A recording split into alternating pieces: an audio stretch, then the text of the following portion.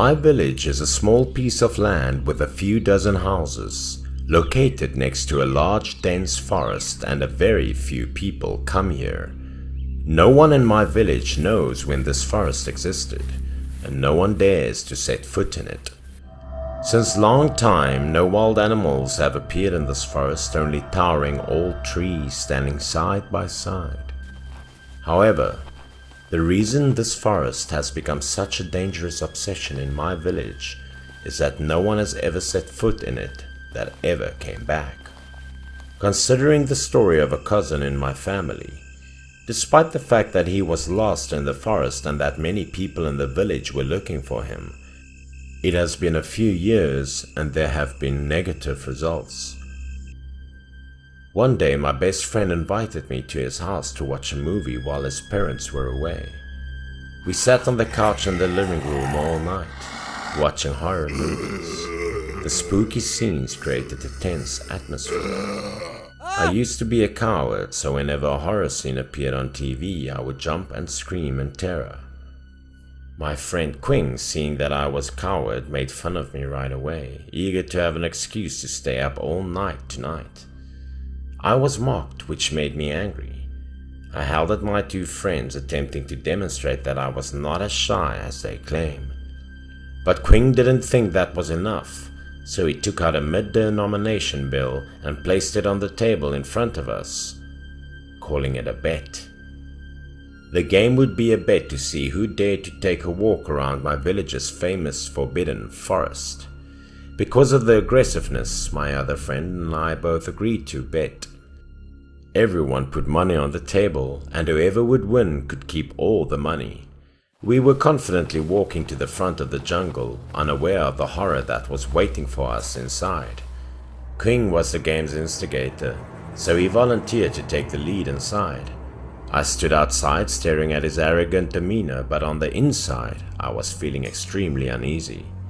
My friend and I stood huddled together to keep warm, watching Quing rushed inside and vanished in front of us.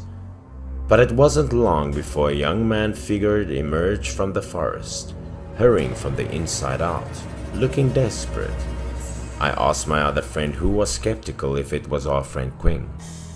We were certain it was Quing until the figure in the forest became clearer, but seeing his attitude at the time piqued our interest even more.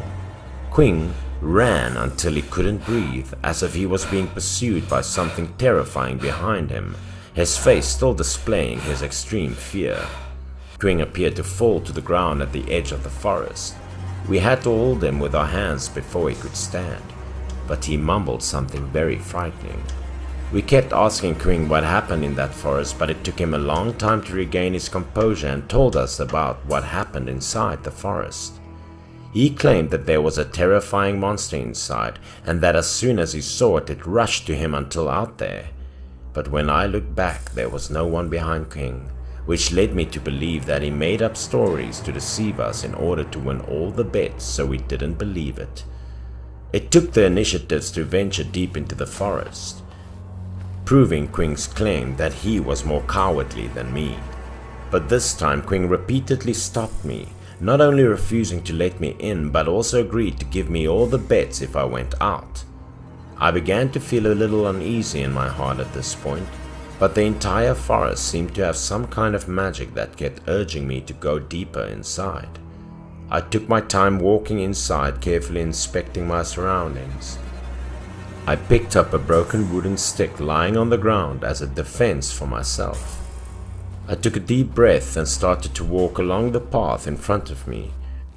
Despite the fact that the two sides of the forest always gave off dark and cold winds, I became intrigued by the scene inside this mysterious forest, but the deeper I went, the quieter the forest became, making me shiver. I was about to turn around at the end when I was drawn in by the rustling sound next to me. I immediately turned my head to look, and there was a strange but very large man walking towards me. This man's face and figure became more visible in the darkness right in front of me. I took a step back to protect myself, holding the wooden stick firmly in my hand just in case of the worst scenario. I kept asking who the man in front of me was, but the other person flatly refused to answer. When the mysterious person was only a few inches away, I was shocked to realize it was my family's long-lost relative.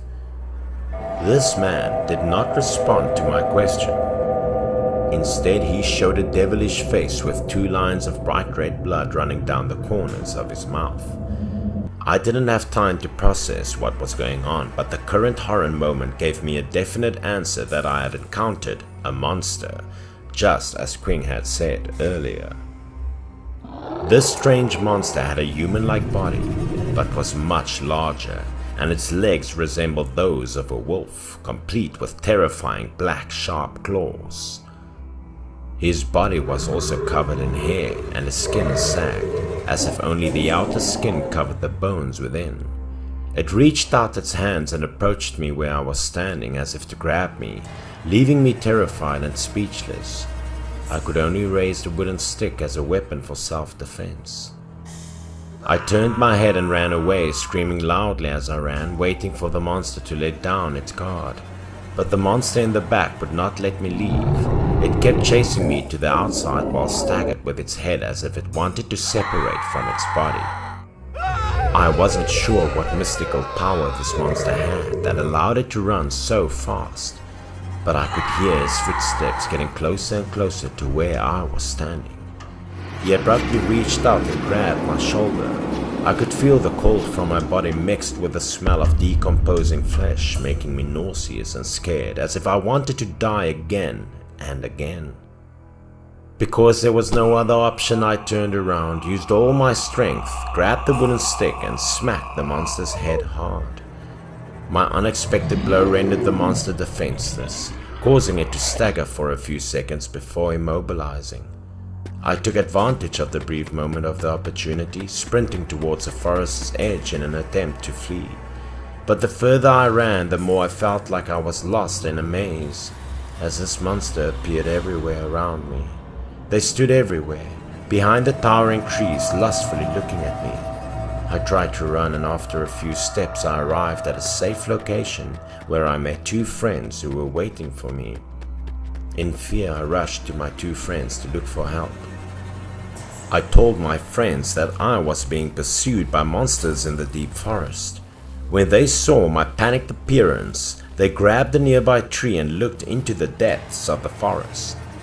But when I and the others returned, the entire forest was empty, and I had no idea when those monsters vanished. We decided to call the cops because we were so terrified. A few minutes later, the police arrived and accompanied us to the forest to search. The cops went deep inside and discovered the wooden stick I was holding earlier, embedded in a tree right where I fought off the monster.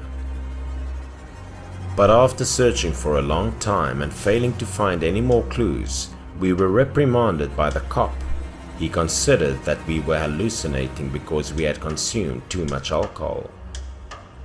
Only later, I realized that this scary forest was set up to lure curious, oblivious people like me inside as prey for a scary monster.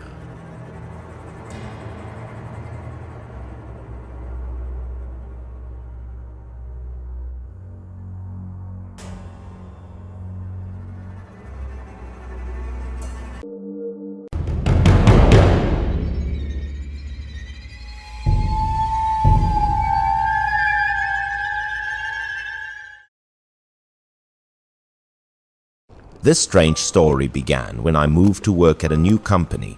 I decided to rent a room in a residential area near the company. When I moved into this residential area, I encountered a very strange incident, which filled me with a vague sense of unease. I faintly heard a woman's voice, asking people around, seemingly trying to find her son. Right at the gate of the residential complex, a middle-aged woman, clearly unhinged, immediately caught my attention. Her whole body was filthy, her hair disheveled. She would rush towards anyone passing by, then describe her child, his height, build. Although she spoke incoherently, Coupled with her frantic demeanor and stammering words, it was still understandable that she was looking for her child. Most people had no patience for this madwoman. Hardly anyone wanted to pay her any mind. Some young people, upon seeing her dirty hand reach out, even cursed her to her face, telling her to get lost. But she kept rushing towards people regardless, and I, having just moved into this area, naturally fell into her sights. Seeing her ask, I immediately waved my hand and gave a cursory reply, saying I had just moved here and didn't know. In my heart, I was just afraid this woman wasn't normal and might do something extreme. After hearing my reply, the madwoman became dazed, her eyes lifeless. Then she put her finger to her mouth, bit her nail, and began to mumble her son's name distractedly. I immediately took the opportunity to slip away, hastily striding into the apartment complex to avoid the madwoman as quickly as possible. At that time, I didn't pay much attention to this matter until a few days later one night, I encountered the madwoman again. That day, the company held a party. After eating, we went for karaoke for a while, and it was well past midnight when I returned to the residential complex. Just as I passed the gate, about to go upstairs, I suddenly heard a strange peal of laughter coming from a dark corner downstairs. I turned my head to look and saw in the darkness downstairs what seemed to be two people, judging by their figures, an adult and a child about 4 or 5 years old. The laughter sounded familiar, but I couldn't immediately recall who it was. Out of curiosity, I took out my phone, turned on the flashlight, and shone it in that direction. Unexpectedly, the person standing by the wall was none other than the madwoman, and in front of her stood a child. At a glance, the child looked like her son, but why had she been frantically saying her son was missing a few days ago? I was bewildered.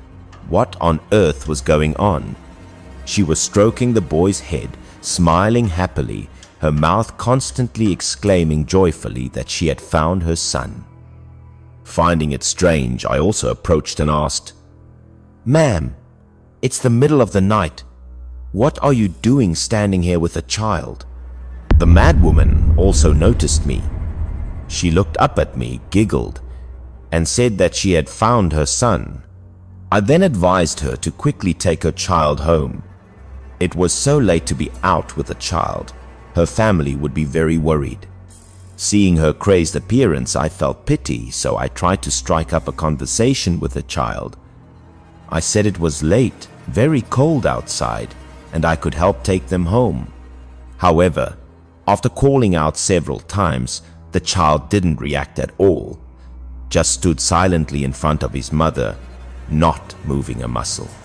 Just as I was about to gently pat the boy's shoulder, he finally turned his head, and immediately afterward, I witnessed a sight that made my skin crawl. The child's head suddenly rotated a full 180 degrees, its grotesque face twisted backward, and that face looked as if it had been flayed, a bloody, mangled mess. Moreover, the entire head was slightly misshapen, deformed as if no longer human. The sight made me scream out in terror. Startled so unexpectedly that I couldn't react, I was so scared I fell flat on the ground, my whole body trembling violently. At that moment, my mind went blank. I couldn't believe what I'd just seen, my whole body shaking. I still managed to raise my phone to shine the light on the boy again. But, as expected, what I saw was still a scene that made my scalp tingle. The madwoman was hugging the child, which was definitely not human. However, she just kept hugging it, showing no signs of fear, and smiled very happily, like a mother who had truly reunited with her child. It took me several minutes to regain my composure. No longer caring about anything else, I immediately turned and fled for my life. I ran headlong as fast as I could without daring to look back. Behind me, the laughter of the mother and child still echoed, as if reverberating from the underworld. After that evening, I went around the apartment complex, intentionally asking about the mother and child. I then learned a heartbreaking story. It turned out this mad woman had originally lived right in this complex. She had a son about 5 to 6 years old. That day, she took her son down to the compound to play.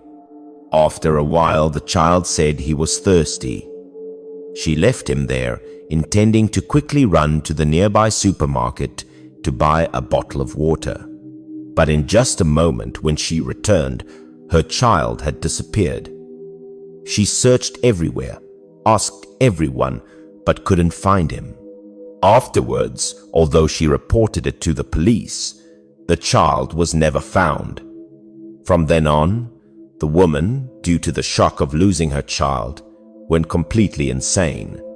Every day, she wandered around this apartment complex looking for her son. After a few years, she ended up in her current state. Thinking back now, I believe it's very likely that the madwoman's son met with some misfortune.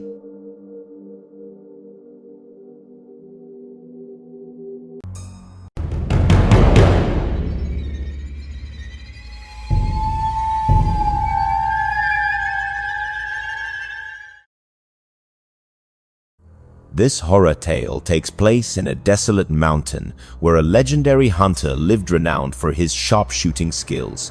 No beast ever escaped his arrows. One day, a frantic villager from the foot of the mountain came pleading for help. Their village was being tormented by a demon. He begged the hunter to show mercy and help them eliminate the threat. The hunter narrowed his eyes and asked, "Is there any proof that it's a demon harming people?" Slinging his bow and arrows over his shoulder, the hunter followed the villager down the mountain. On the way, he asked for the full story. The man began recounting what had happened just a few days earlier. It all started when some villagers were working in the fields, and suddenly, a ferocious tiger leapt out from the forest like a flash of lightning. In the blink of an eye, it took down one man, then clamped him in its jaws and vanished into the dark forest. Shocked and horrified, the villagers rushed back to report the incident. They then gathered a few brave men, armed with machetes and torches, and headed up the mountain hoping to rescue the victim. Following the trail of blood, they found one of the victim's shoes lying on the ground. Going deeper into the woods, they found shredded, blood-stained clothing scattered along a narrow path. People began whispering. They say those who are eaten by tigers strip off their clothes before turning into demons. Rumor had it that anyone who died a gruesome death under a tiger's claws would have their soul trapped, turning into a demon servant for the tiger to harm others. Terrified, the villagers set up a watch post at the village entrance and assigned shifts for night patrols.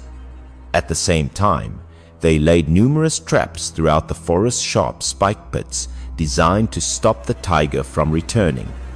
But somehow, the beast still managed to sneak silently into the village like a ghost, leaving no trace. One night, while the guard was dozing off, the tiger struck, lunging, tearing and shredding the poor soul apart, blood splattering into the night. The next morning, only scattered clothing remained. The body had completely vanished. The villagers checked all the traps strangely.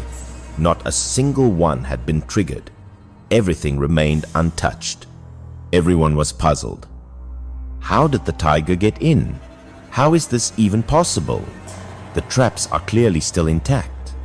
The hunter asked if anyone had heard anything strange when the tiger appeared. They said they heard a long, eerie scream that chilled their bones. After hearing that, the hunter's eyes grew cold. It seemed he had a suspicion. Without another word, he followed the villager back to the village.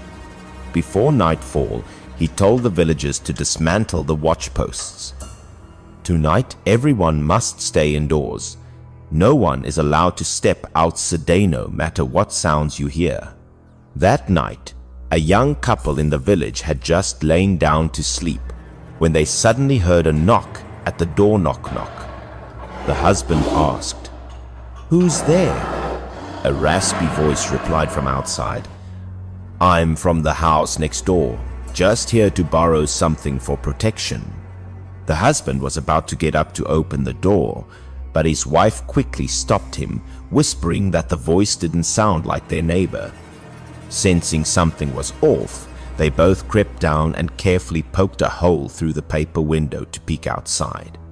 The moment they looked through the slit, they froze in terror. In the yard, a tiger was lurking, and on its head sat an enormous toad squatting still. The toad uttered cold, dry words in a human voice, next door, repeating it like a cursed chant in the night.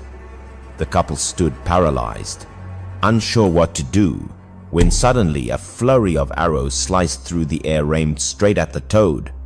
Out of nowhere, the hunter appeared, firing arrow after arrow at the tiger with deadly precision. The tiger roared and turned, bolting into the forest right into the area riddled with traps. But every time it neared a trap, the toad on its head let out a strange cry, guiding it to safety, allowing it to dodge every danger. The hunter's face was cold as steel. He took aim at the tiger, pulling his bowstring to the limit. An arrow whistled through the air, piercing the toad and killing it instantly. Without the demon guide, the tiger immediately fell into trap after trap, getting severely wounded as it crawled away in a desperate escape. The hunter and villagers followed the trail of blood to a quiet mountain ravine. There, they found the tiger's lifeless body.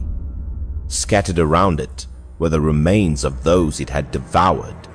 The toad had been the tormented spirit of a man eaten by the tiger, turned into a demon, possessing the toad's body and guiding the tiger to wreak havoc on the living.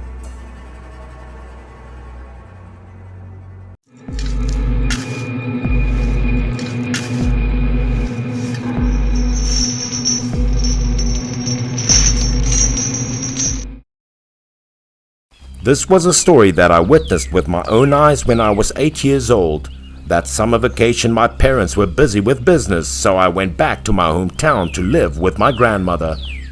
Grandma had a cousin who passed away. Because they were close acquaintances, my grandmother took me to the funeral. To get to her cousin's house, we had to go by bus. Since she didn't go out of the village often, Grandma asked a person on the street where the bus stop was. Luckily, as soon as we got there, the bus had already arrived. The distance to the grandmother's cousin's house was quite long. After sitting on the bus for more than an hour, my grandmother and I finally arrived. Everyone prepared a lot of delicious food. I ate while listening to the adults talk about funerals. It seemed that Grandma's cousin passed away quite quickly. No one in the family would have expected that after just one sleep, they had to part with her. Their family had 2 older sons, so organizing the funeral was not difficult. Early the following morning, a group of people went to the cemetery to dig a grave. I was curious, so I asked my grandmother to come along. Their cemetery was on a low mountain outside the village. Each family in the countryside had its own cemetery. The deceased would be buried in the family cemetery. Entering the cemetery, the people with pickaxes and shovels began to dig.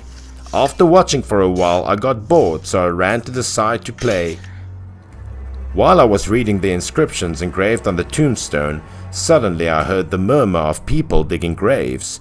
I ran over excitedly, not knowing what happened. The grave diggers looked so worried. Everyone was bewildered when they saw the object lying at their feet. This was probably the first time they had encountered such a thing. When they dug to a depth of more than a meter, a large rock appeared on the ground and made it impossible for them to dig any further. Those gravediggers told the family that the rock underneath was too big to be dug out. The dead woman's husband heard this and frowned, but they couldn't do anything but find another location to dig a grave. However, one of the gravediggers told the family that it was bad luck to dig 2 graves. The older man was a little angry when he heard that. He angrily said that if the grave could not be dug, where would the dead be buried? The two people who were digging graves were a little confused but didn't know how to solve this, so they had to do as the older man said. After discussing it, the two of them dug another grave not far from the old one. A few days later, the funeral was conducted. Many people came to offer their condolences to their families. Everyone was sorry for the sudden passing of the older woman. After completing the rituals, the son held his mother's photo and went to the family cemetery for burial. Maybe because the family was busy, even the first grave dug did not have time to fill it up. My grandmother and I went home after her cousin's burial, but unexpectedly just 3 days later, the family continued to report the funeral. The one crying at the door was the eldest son of my grandmother's cousin. I met him a few times at the funeral a day ago. My grandma invited him to the house, poured him water, and asked him what was wrong, and I listened at the door. The eldest son of the family took a cup of water, choking on what happened after we left his house. His younger brother was Taru. Taru was a construction worker. After the funeral ended, he also rushed back to his work. That day, Taru was pushing a cement truck when the newly built wall suddenly collapsed in front of him. By the time Taru realized danger was approaching, it was already too late. The bricks were now falling towards him. The bricks then completely covered Taru's body. Many people working nearby heard the crash and rushed to run. However, when the other workers pulled Taru out of the pile of bricks, he became a pile of shredded meat. Blood splattered everywhere. According to local custom, 2 funerals could not be held consecutively within 100 days, so Taru's coffin was not brought home. The older brother had to bring Taru's coffin to his house, but before he could get through the door, his wife stopped him. The younger brother died. The mother also died. The wife's attitude was too harsh. The couple argued loudly about this. The wife firmly refused to leave Taru's coffin in the house for fear of bad luck, but the husband did not agree to leave his brother's coffin on the street. Taru's death was pitiful enough. The couple argued for a long time, and the wife finally agreed to lay Taru's coffin inside the house, but only in the backyard. The eldest brother also had no other choice and had to ask someone to push the coffin into the backyard. Taru's coffin was placed next to a large cage. The older brother was sad, but there was nothing he could do. Just like that, the coffin was placed in the backyard to wait until the day it was buried. Even there was not a simple funeral for Taru. Early the following morning, the wife went to the backyard to feed the pigs as usual, unaware that something terrible was about to happen. Before she had time to go to the backyard, she saw the pigs suddenly rushing out. Did she forget to close the barn door yesterday? The wife thought for a while and was sure that she had closed and locked the barn door carefully yesterday. How could they get out? Fortunately, the pigs did not lose any. The wife didn't think much of it and quickly brought the pigs back to the barn. However, not knowing what happened after that, the wife looked very panicked, shouted, and dropped the bucket of pig bran on the ground. Her face suddenly darkened. A cold wind blew from nowhere, causing the wife to shiver involuntarily.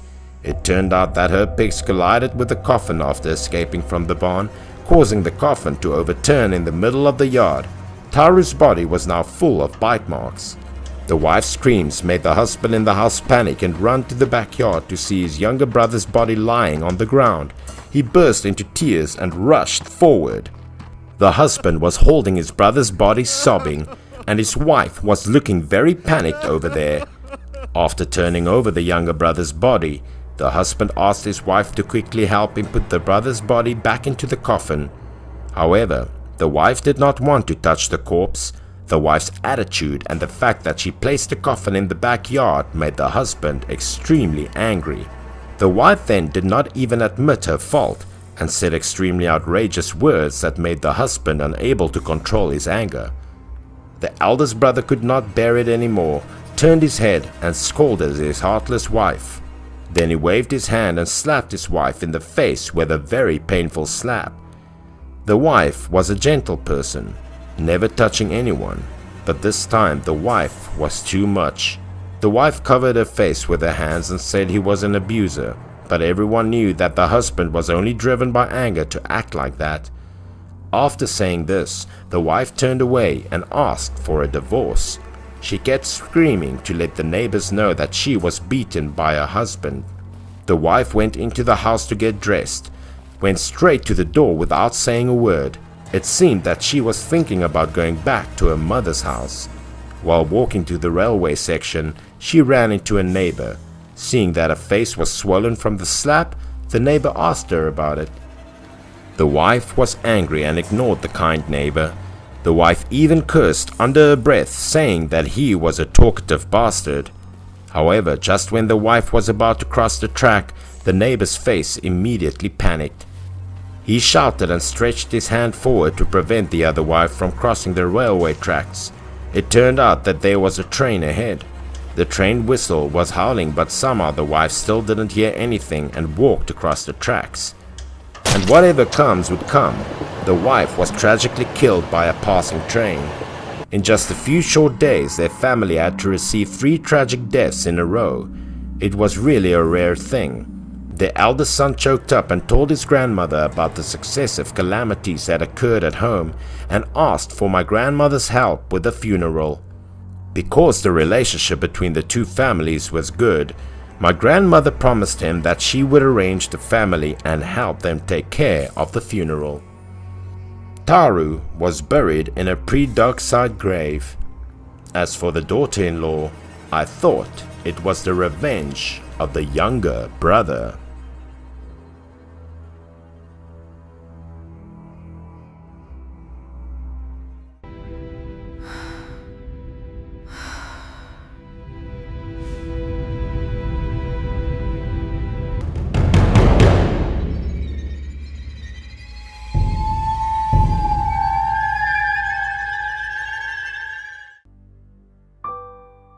This is a strange story that I personally experienced.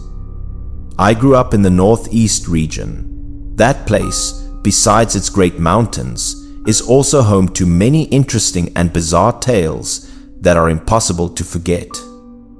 I heard these stories from childhood to adulthood. They are rich with local color and are an indispensable part of my childhood memories. These are the tales of the sages. Legend has it that in the northeast there are 5 great sages: the fox, the yellow weasel, the porcupine, the snake, and the rat.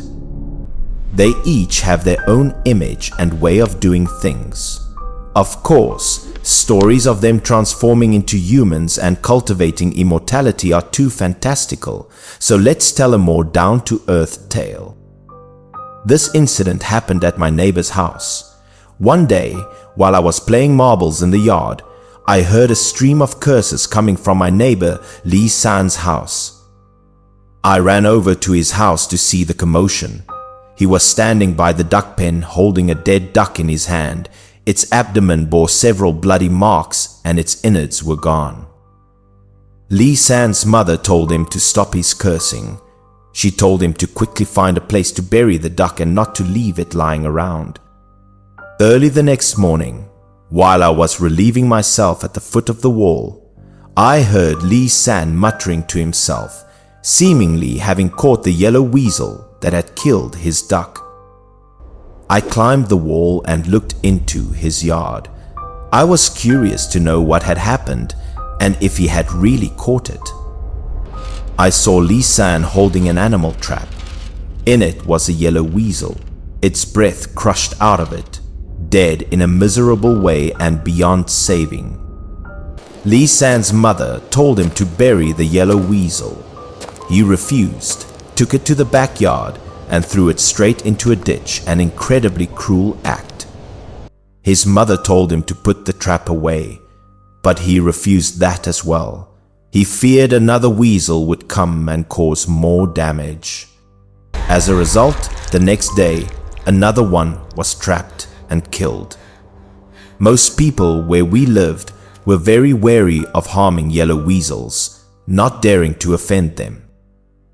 The onlookers earnestly advised him not to pick a fight with the weasels, or he would surely face a great disaster.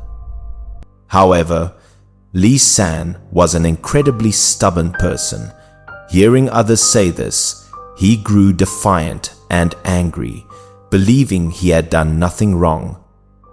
The result was that from that day on, Lee San's family trapped and killed a total of 4 yellow weasels, large and small. On the night he trapped the 4th yellow weasel, my family was fast asleep. The night was quiet, and nothing seemed out of the ordinary. Suddenly, my mother heard a commotion in the yard outside. Thinking something had happened, she woke my father, which in turn woke me. Listening carefully, it was indeed very noisy. But the noise wasn't coming from outside our door, but from outside Lee San's main gate. I followed my father, quickly throwing on a coat to go see. I was curious to know what was happening, and if it was the weasel's revenge. A few people were gathered in front of Lee San's gate. One of them said worriedly, "Hurry up and get them on their feet. Don't let the old and young catch a cold." I followed my father over to see, only to find Lee San's entire family of 4 kneeling on the ground. It was a bizarre and terrifying sight that couldn't be explained. In front of each person lay a dead yellow weasel. The weasels were covered in blood, a gruesome and horrifying scene. Although Lee San and his family's eyes were half closed, they were rolled back, showing only the whites, looking incredibly frightening and ghostly. My father, seeing the others just standing and watching, was a little displeased. He asked why they weren't helping, just staring. He walked over and reached out, intending to help Lee San up. He couldn't bear to watch any longer and wanted to put an end to this. I saw my father try to pull him up several times with all his might. However, Lee San didn't budge, as if he had taken root in the ground. It was incredibly strange. The people beside them said that if they could have been helped up, they would have been helped up long ago. Something was wrong with his family. It was as if they were possessed. Everyone then recalled the story of Lee San killing the weasels. They all thought it was 8 parts the work of the weasels, taking revenge for their kind. What was happening to Lee San's family was surely the weasels' doing. Thinking back now, such beliefs were still quite common then, so it wasn't strange. At that moment, someone thought of an old hunter in the village. His name was Judo, a man of experience and skill. Someone with quick feet had already gone to fetch Mr. Judo. Everyone hoped he could help Lee San's family escape this calamity. Mr. Judo glanced at Lee San's family, then at the dead weasels on the ground. His face grew incredibly stern and tense. He took the hunting rifle from his back. He said, "This is the work of a weasel's bewitchment, a very dangerous and difficult situation to resolve." Judo fired 2 shots into the air. The thunderous blasts shattered the night silence, carrying the hopes of everyone present. The sound of a hunting rifle is loud on its own, and even more so at night. The shots traveled far, startling even the creatures hiding in the darkness. As the shots rang out, all 4 members of Lee San's family shuddered. They had woken up. The bewitchment was broken. They looked around, confused as to why they were kneeling outside the main gate when they had been sleeping soundly in their beds. The whole family found it incredibly strange and baffling. Mr. Judo told him to be more careful. "Weasels hold a deep grudge," he said. "They won't let this go so easily." Ever since that incident at my neighbor's house, I paid special attention to them. At the slightest noise, I would peek over, full of curiosity. On the second day after the incident, A very old woman carrying a basket entered their house. At the time, his mother was in the yard, hanging clothes as usual. The old woman had a sinister air about her. She said she was there to collect a debt. Her words struck Lee San's mother as rather odd. Lee San's mother was baffled. She said she had never met this old woman before, let alone owed her any debt. It was absurd.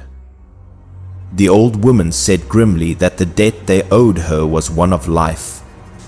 Her words sent a shiver down Lee San's mother's spine. Lee San's mother felt that the old woman's words were not right. She demanded to know who she was and what her intentions were. The old woman then placed a basket she was carrying onto a stone mill. She asked a question in return, as if testing the other's patience. Lee San's mother was about to step forward and chase her out. She didn't want to argue any longer. She just wanted to be rid of her. As she came face to face with her, she glanced into the basket. The sight within made her let out a scream of terror. She couldn't believe her eyes. In the basket were 4 dead yellow weasels. They were covered in blood, a gruesome and horrifying scene, not for the faint of heart. The old woman's face also transformed into that of a large yellow weasel. It lunged at Lee San's mother, screaming that their family must pay with their lives. I knew this was bad. That old woman was surely a demon. I couldn't just stand by and watch. I had to find help urgently. My parents weren't home, so I immediately thought of Mr. Judo. He was the only one who could solve this problem, our last hope. I ran like the wind to Mr. Judo's house. I told him about the strange old woman, saying the weasel hag had come for revenge and the situation was desperate. Without a second word, Mr. Judo slung his hunting rifle over his shoulder and headed straight for Lee San's house. He showed no hesitation or fear. He was a man of true grit. On the way, he gathered a few strong young men as assistants. He was preparing for a life or death battle and could not be careless. When they arrived at Lee San's house, they saw his entire family of 4 standing in the livestock pen. In front of each of them was a rope. Lee San was on his tiptoes, about to put his head through a noose. His actions horrified everyone present. The young men, seeing this, rushed over, intending to restrain him. They didn't want another tragedy to occur. Unexpectedly, Lee San's strength had become immense. He swung his arm and sent 2 young men flying. Mr. Judo, seeing the situation was critical, fired 2 shots into the air. He hoped the sound of the rifle would snap Lee San's family out of it. This time, however, the gunshots had no effect. The 4 members of Lee San's family were still preparing to put their heads in the nooses. The situation was dire. Mr. Judo himself was starting to panic. He told his helpers that they must hold onto Lee San's family at all costs and not let them hang themselves. It took 2 or 3 helpers to restrain just 1 member of the Lee family. Their strength had suddenly become enormous and uncontrollable. Mr. Judo ran outside, and not long after, a gunshot rang out. The sound shattered the silence, signaling that a battle had begun. I followed the sound of the shot. I wanted to see what was happening and if Mr. Judo had found the weasel's spirit. Mr. Judo was firing at a wall. On the wall stood a very old-looking yellow weasel. It was the culprit behind everything. There was no doubt. Mr. Judo fired 1 shot, but it didn't run. He fired another, hitting the wall right beside it, a powerful warning shot. The old yellow weasel's eyes glinted with a ferocious light as it stared at Mr. Judo. Its gaze was filled with hatred and rage. It was terrifying. That gaze was exactly like the old woman's from before. I realized they were one and the same. It was unmistakable. Mr. Judo had fired 2 consecutive shots without hitting it. He wanted to scare it away, not kill it. Unexpectedly, not only did it not run, but it bared its fangs and brandished its claws at Mr. Judo. Its attitude was incredibly aggressive and furious. Mr. Judo reloaded his rifle and fired again. This time, he held nothing back, aiming straight for the weasel, determined to destroy it. Unbelievably, the old yellow weasel leaped and dodged the shot. It was unharmed. It seemed to be very formidable, not just lucky. It probably realized Mr. Judo was serious about killing it. It tried to dive into a pile of grass below to hide, not daring to face him directly. But as it was mid-leap, it was shot by Mr. Judo and riddled with holes like a hornet's nest. A fatal shot, leaving it no chance of survival. It was clear that Mr. Judo was also forced to kill it. He didn't want to commit another sin, but he had no other choice. He walked over to the dead yellow weasel and muttered a few words. "You brought this on yourself by trying to harm people," he said. "You can't blame me. I had no choice." When we returned to Lisan's house, the family had all come to their senses. Just like the night before, they had no idea what they had done, and everyone was bewildered. As for Mr. Judo, not long after that incident, while he was out hunting in the mountains, his hunting rifle exploded, a terrifying and unexpected accident that no one could have foreseen. Half of Mr. Judo's face was blown apart.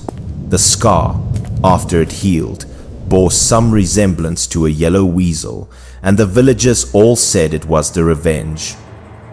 These events are all things I witnessed with my own eyes when I was young. I have at least 5 or 6 such stories and legends. If I have the chance, I will tell you more.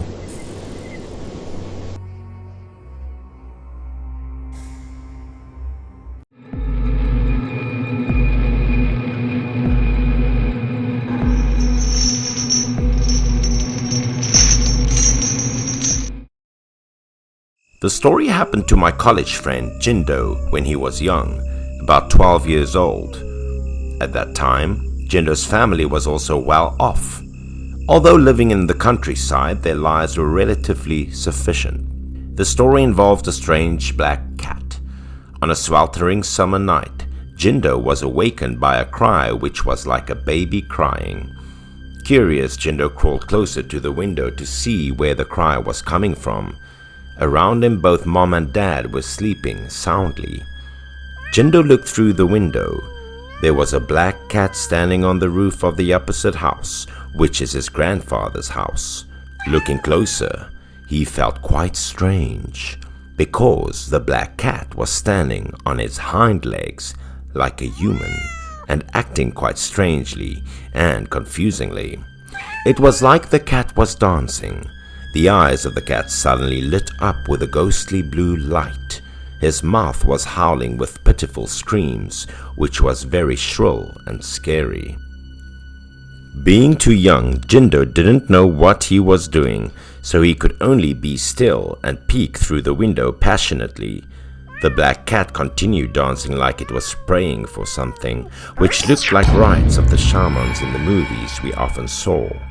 Suddenly, a voice went out to interrupt Jindo's training of thought. He turned around and saw his mother. Because it was midnight and Jindo still hadn't slept, she scolded him. After hearing the mother complain, Jindo suddenly remembered the black cat, so he still tried to look over the opposite house and wonder if the black cat was still dancing or not. But maybe hearing the voice of Jindo and his mother, the cat stopped standing on his 2 feet and glanced at Jindo with those blue eyes. Then he jumped away, and disappeared. Fearing that his mother would worry, Jindo also quickly returned to his bed to continue sleeping. Jindo's mother also wondered what Jindo was looking at outside the window intently at midnight. The next morning, everything was fine. Jindo also forgot what he had seen the night before. After lunch, Jindo was planning to go out to play with the neighborhood kids. Suddenly, something caught his eye.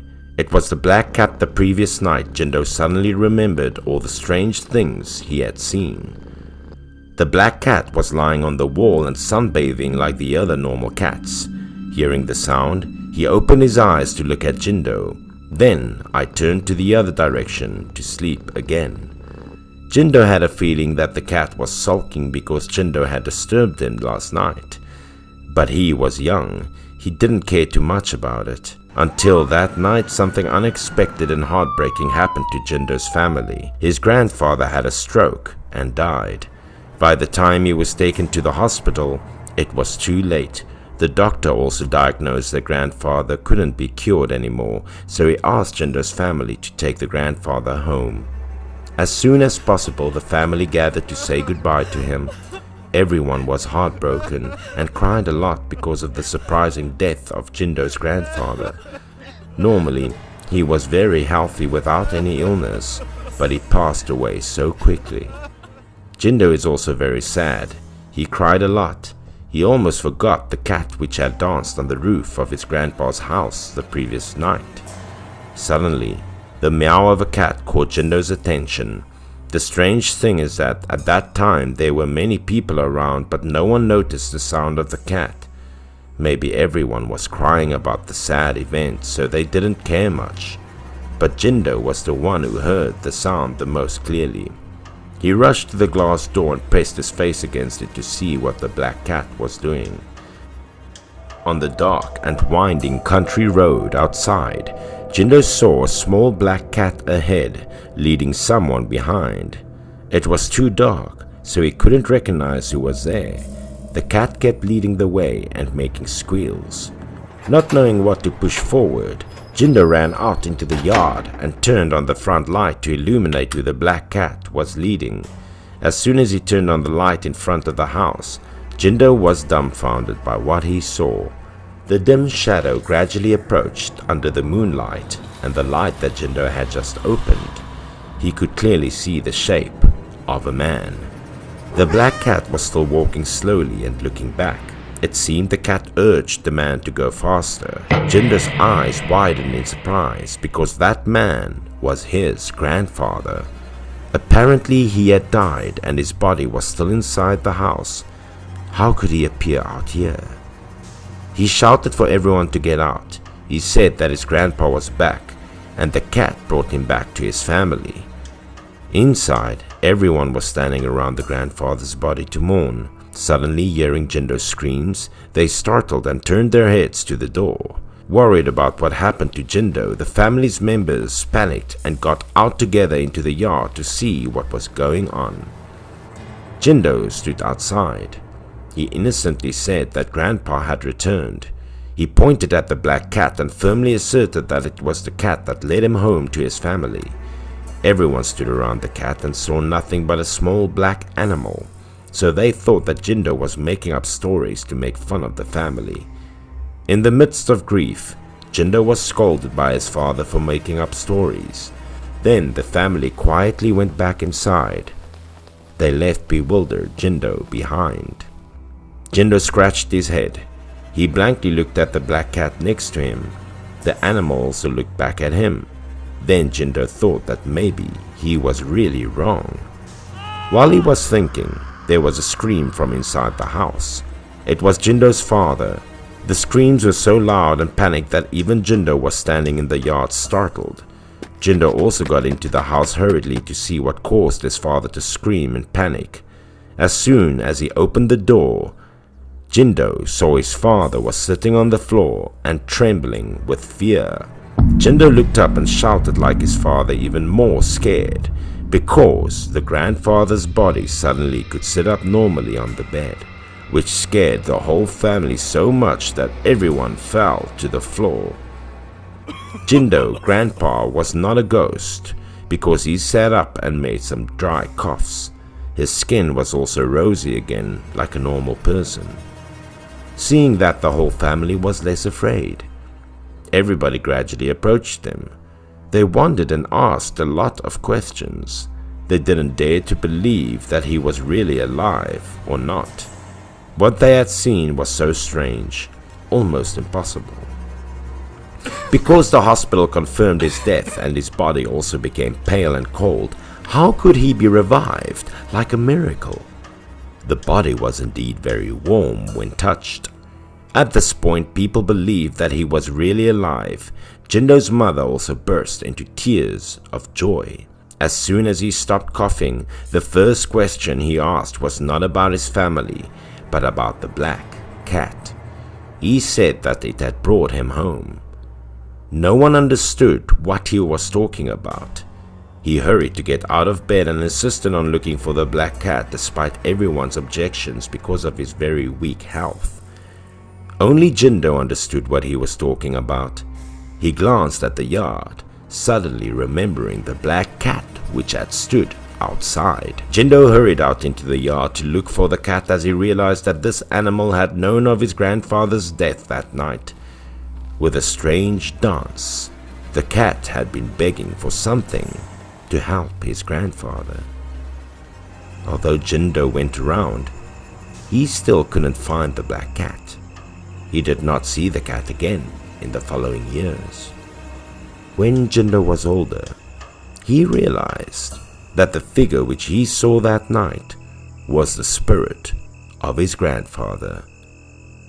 His grandfather also said that before the event happened, he used to take care of that feral cat for several years.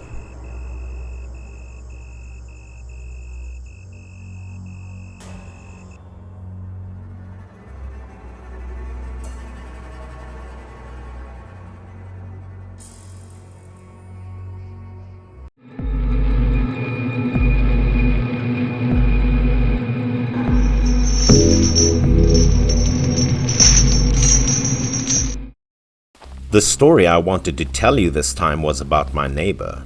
His name was Lu Fang. However, we usually didn't get along well with him. One day, while my friend and I were walking on the street, my friend told me that Lu Fang was following us. I told him to ignore him and urged him to go faster. But we couldn't stand the smell of Lu Fang. No one wanted to play with him. Lu Fang's family condition was not very good. He looked a bit malnourished and his clothes were also very shabby.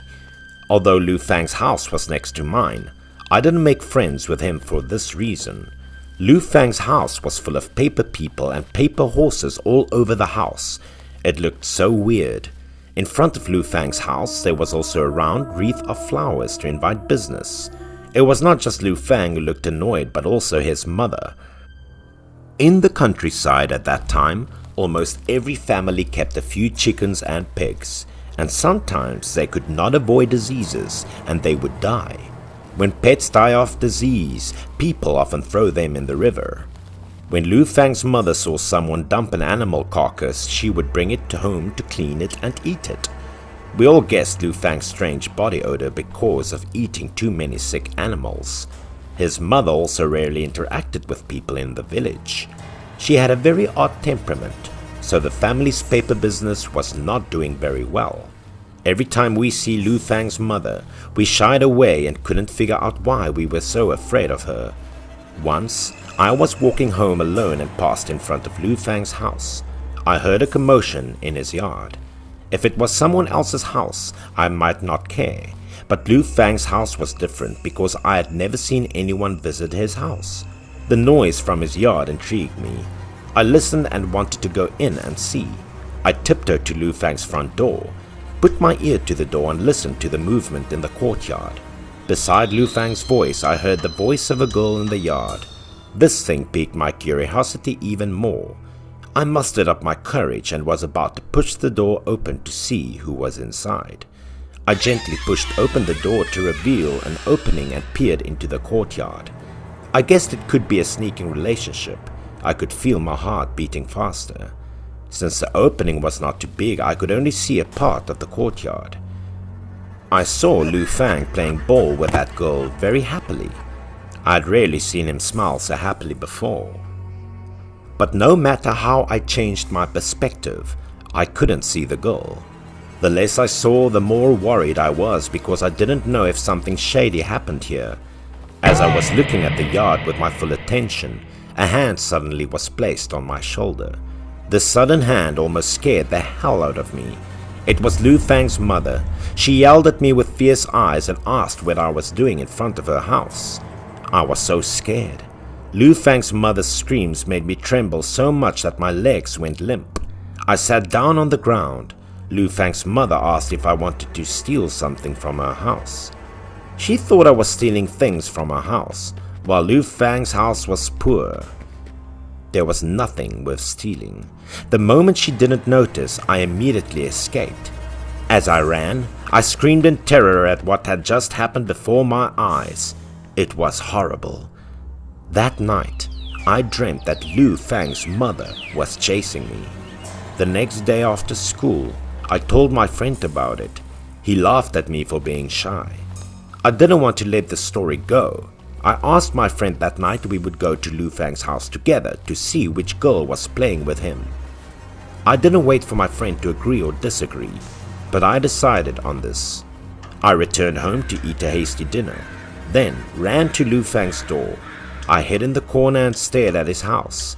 My friend also came soon after. During the 2 hours we watched, no one entered Lu Fang's house. But when I was talking to my friend, there was a noise in Lu Fang's yard. I asked my friend if he could hear a girl's voice in the yard. My friend also listened carefully. In the yard, a girl was playing with Lu Fang. The two of them seemed to have had a lot of fun playing together. Their laughter seemed to tear the cold air. My friend suggested going inside to see who the girl was in the yard, but I disagreed.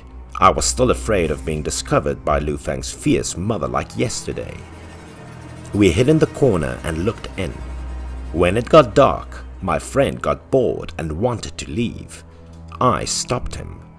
I waited patiently for a while and then I heard the sound of clack, clack, clack, clack, clack, clack, clack, clack, clack. Someone was opening the door. I saw a girl with a red face walking out of Lu Fang's house. We didn't know if the girl was from this village or not, because she looked strange. At first, I thought someone was visiting Lu Fang. Because we wanted to know what had happened, we followed her and tried to see who she would meet. My friend and I followed her out of the village when it was dark. The friend was a bit scared, so he didn't want to follow anymore and wanted to go home. I ignored him and continued to follow the girl. I knew it was getting dark and it was dangerous to go back to the village. He didn't dare to go back alone, so he could only go on with me. I also convinced him and we talked. He pointed forward and said that the girl had gone into the forest. I saw that the girl had left the road and entered a forest on the side of the road. My friend and I ran into the forest as fast as we could for fear of losing track of that girl. Because if we lost track, it seemed like we wasted all night. But when we ran into the forest, the girl was gone. While I was about to find her, I suddenly panicked at the scene before me. I was so scared that I stepped back and bumped into my friend. He was also taken aback by my actions, his voice trembling as he asked me what was wrong. At that time, we also discovered that we were chasing the girl to the cemetery. My friend burst into tears and wanted to go home immediately. I felt awe at the scene in front of me too. Just as we were about to turn around and wanted to run back, we bumped into something behind us and made a noise. In the dark and silent graveyard, the sound almost made me pee my pants. This sight made my legs weak. I didn't know when a paperman figure was placed behind us. A paperman was standing in front of us. We reassured ourselves by assuming that the wind had blown this paperman here. My friend was so scared that he cried and turned to run home. I didn't dare to stay alone, so I followed him out of the cemetery. As I ran out of the graveyard, I looked at the paperman again. This paper person looked very similar to the girl who walked out of Lu Fang's house. After many times of fear, I did not dare to continue to find out who was playing with Lu Fang. Every time I passed his house, I could still hear the noise in the yard. I didn't have the guts to find it anymore.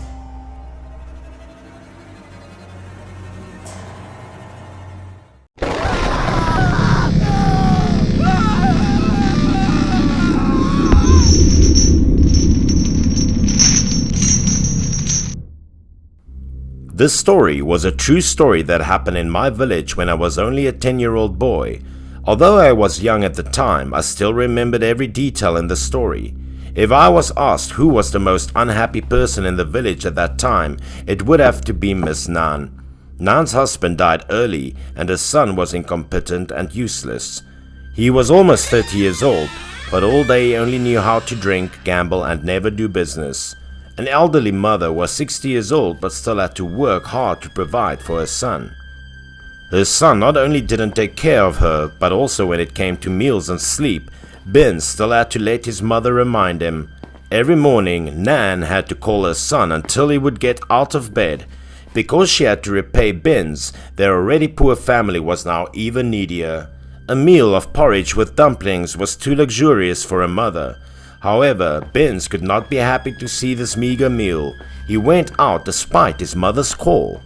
The old mother always convinced him to take the right path and do good deeds, but Benz always ignored that advice. There was only one son in the family, but Miss Nant couldn't ask for anything, so she had to take care of everything, big and small.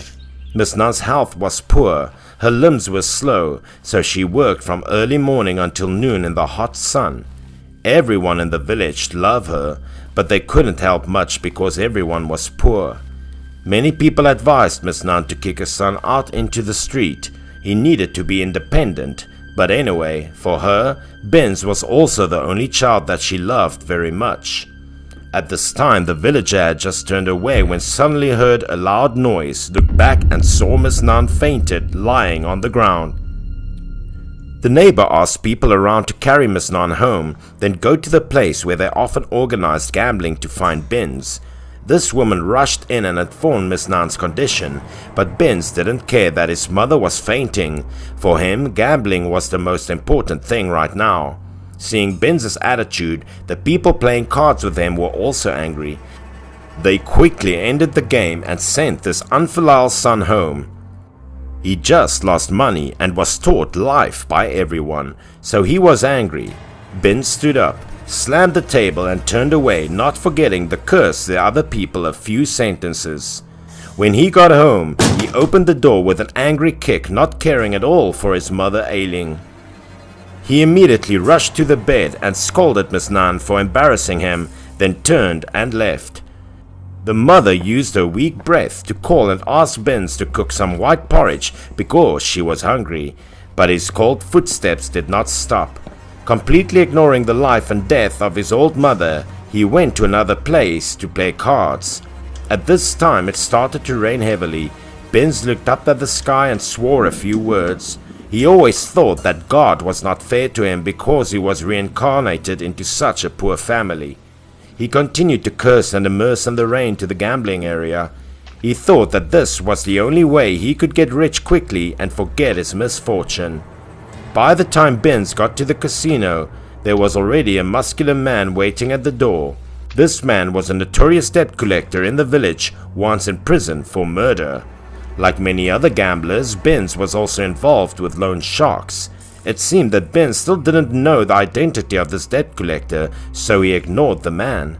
The debt collector immediately blocked Benz. Just a small impact from the burly man made Benz tremble with fear. The debt collector pushed Benz out the door and warned him that if Benz didn't pay all the money, he wouldn't step foot in the casino.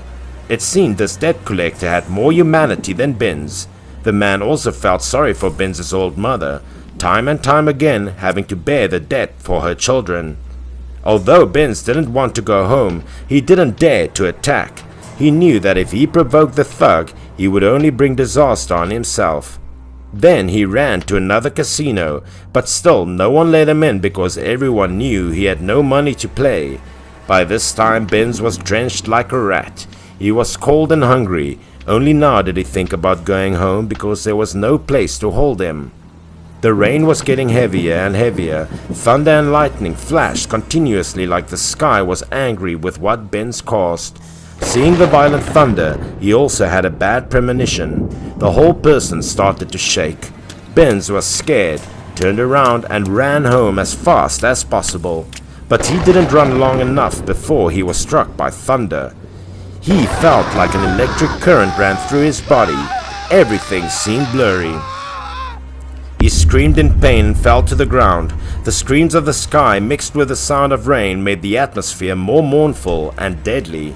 His entire back was badly burned due to lightning strikes. Indeed, even God could not forgive an unfilial person like him.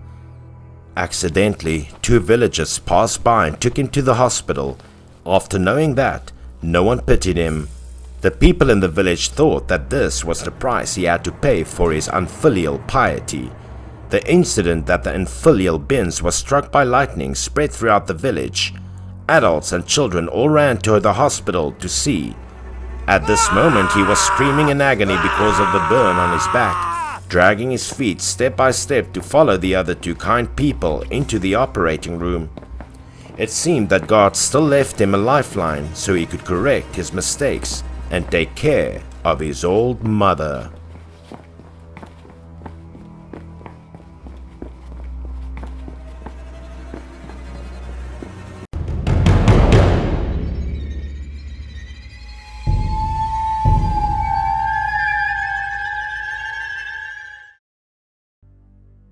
This peculiar story begins in a tavern in a town, where the main character, Lee, was having a meal with his friend. However, he couldn't take his eyes off a mysterious group of customers at another table nearby. Seeing Lee staring intently, his friend couldn't hide his curiosity and asked him why he seemed so interested in the strange customers. Lee didn't explain much, just gestured for his friend to take a closer look at the faces of the men at the other table, especially their cheeks. The friend looked closely and was astonished to see that all the men had an identical scar on both of their cheeks, a strange mark of unknown origin. Noticing Lee's curiosity, the friend decided to stand up and, on his behalf, approach the group to get to the bottom of the story behind those scars. He politely walked to the merchant's table, bowed, and expressed his and Lee's curiosity about the special scars on their faces. The group of merchants was quite open. They invited Lee and his friend to sit with them. After ordering more wine and food, the story of their horrifying encounter began to be told. As they recalled the horrifying event that had occurred, the men's faces still couldn't hide their extreme fear, as if the nightmare still haunted them. They introduced themselves as merchants who frequently traveled between provinces. 2 years prior, during a business trip, they had encountered a terrifying incident. That night, as they were stopping to rest and build a fire in a desolate forest, a terrifying thing unexpectedly befell the group. Suddenly, their horses became panicked, neighing and thrashing as if sensing a mortal danger approaching in the darkness. The whole group looked fearfully towards the forest, and they were horrified to see a gigantic deformed figure slowly emerging from the thick bushes. The creature was several feet tall. Every step it took made the ground tremble. It looked like a wild force with terrifying and threatening power. Without a word, the giant grabbed a horse, using the extraordinary strength of its hands to brutally tear the animal apart right before their eyes. After tearing the horse's body, the savage giant stuffed the still warm flesh straight into its mouth and devoured it with great relish, paying no attention to their presence. After eating the horse, it turned and advanced towards the merchants, who were trembling with fear, hiding behind large trees with a faint hope of being safe. With its large hands and sharp claws, the giant easily grabbed two of them, lifting them up like small, helpless dolls. The giant looked at the men who were crying in despair, then reached out and broke off a long, sturdy rattan branch, as if preparing to unleash a brutal act. After that, the giant took a sharp piece of rattan and cruelly pierced it through the cheek of each man, from one side to the other, to the sound of their pained screams. The giant strung them all together in a line, lifted them up effortlessly, and turned, walking back in the direction it came from, dragging the victims who were in extreme pain. One of the merchants, despite his extreme pain, managed to stay calm. He pulled out a dagger and cut the rattan string that was piercing everyone's cheeks. The group fell to the ground and quickly hid in the bushes. Fortunately, the giant seemed completely unaware and continued to walk into the night. Suddenly, another giant, even taller and bigger, appeared. The first giant intended to show off his spoils, but realized the humans had disappeared. Furious that his prey had escaped, the taller giant swung its hand in a devastating slap, sending the other giant flying, knocking down a series of trees. Just then, a young woman emerged from the forest. She was dressed in simple clothes but exuded an extraordinary aura, completely calm in the face of the chaotic scene. A large, dead tiger was slung over her shoulder, and she held a bronze mace in her hand. Her demeanor was both powerful and mysterious, astonishing others. The appearance of the mysterious woman made the two giants tense. They let out an angry roar and charged at her at the same time, determined to devour her. Without any fear, the woman gently placed the tiger on the ground. She swung the bronze mace in her hand, ready to confront the attack of the two giant creatures. She skillfully dodged the giant's attack, then, with lightning speed, swung her mace in a devastating blow to its head, causing it to become dazed and fall to the ground.